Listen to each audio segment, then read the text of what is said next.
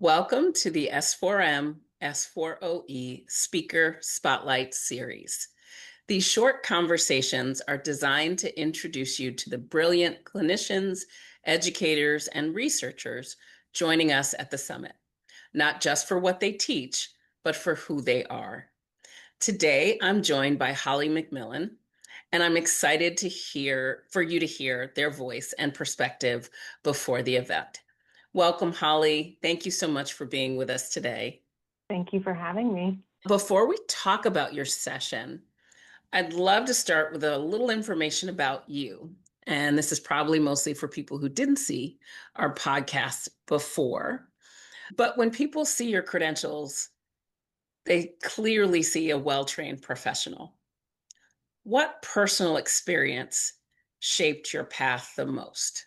I'd say what shaped me wasn't really necessarily a single moment, but steadily serving as a witness to hardship and burden faced by patients that are undergoing head and neck cancer treatment and its toxicities.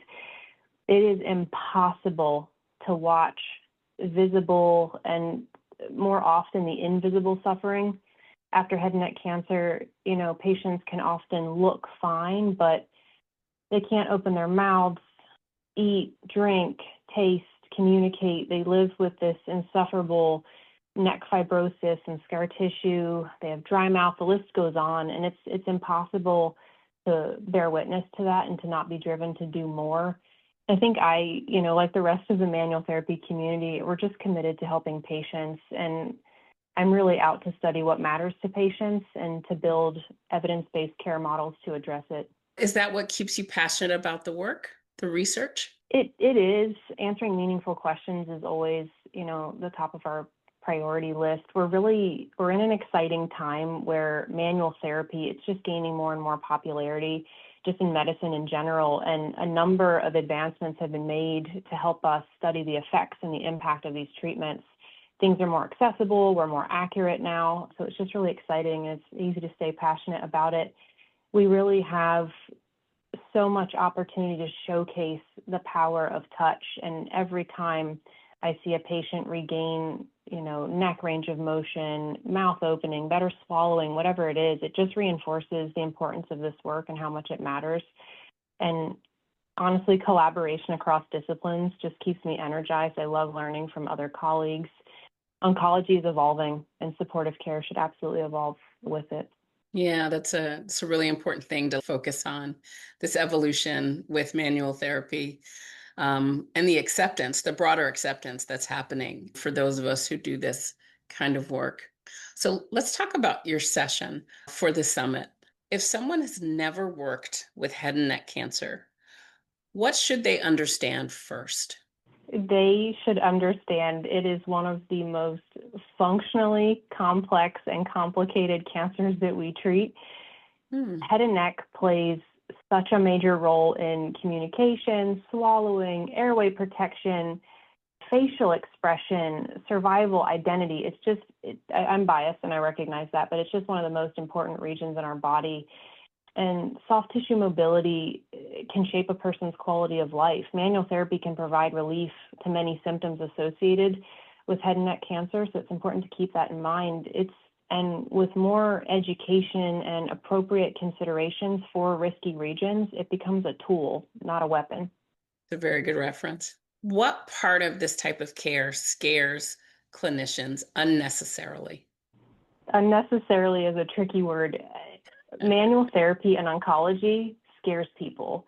There's always this underlying fear of what if I cause harm? What if I spread the cancer? And this is despite the lack of evidence in appropriately screened patients. Now, am I saying that manual therapy is appropriate for all patients? No, I am not. And there are definitely some groups of patients that we will not treat. I'll get into that in the lecture, but you add in the nervousness of oncology, and then you throw in head and neck. So now we're dealing with carotid arteries, internal jugular veins, the vagus nerve, very scary structures, right? It is scary. But the irony is that in some cases, avoidance can cause more harm and more symptom burden than our inaction and a hands-off approach.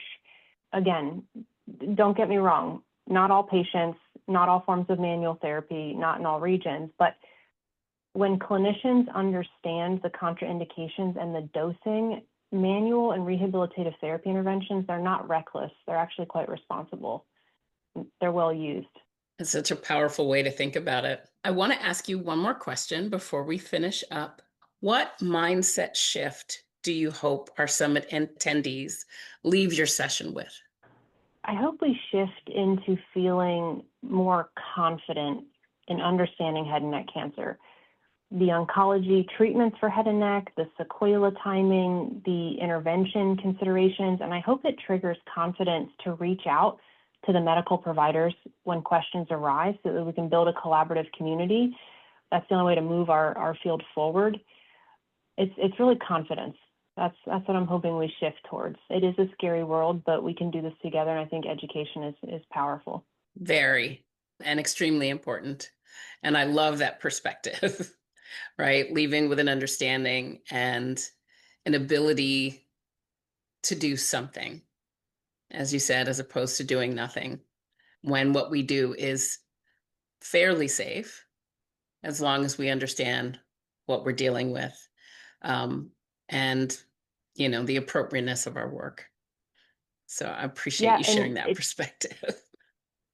It's medical providers, I think, get a bad rap sometimes. They want the best for their patients, but that includes us. So having questions and concerns, when you reach out to them, it fosters trust.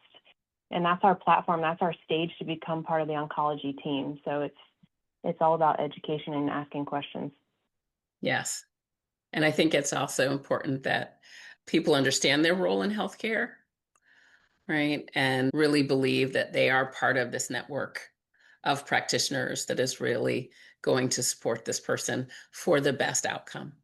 And more opportunity just means so much for people with any type of cancer, but particularly head and neck. Thank you so much for just sharing a little bit with us today about yourself and what you're bringing to the summit. To everyone who's listening, this is just a glimpse of the depth Holly will bring to their session. We can't wait for you to experience it in full, and we'll see you in April. Thanks for listening, and thank you for the work that you do, you, Holly, and the rest of our listeners.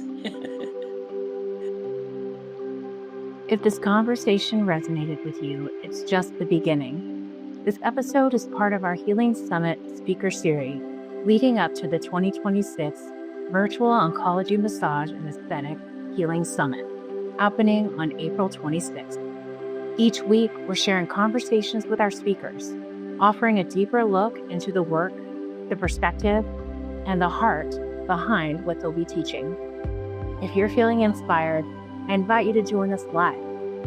It's a full day of learning, connection, and collaborative growth in oncology-informed care. You can explore the full summit and save your spot at s4om.org. Until next time, thank you for being a part of this community and for the care you bring into the world.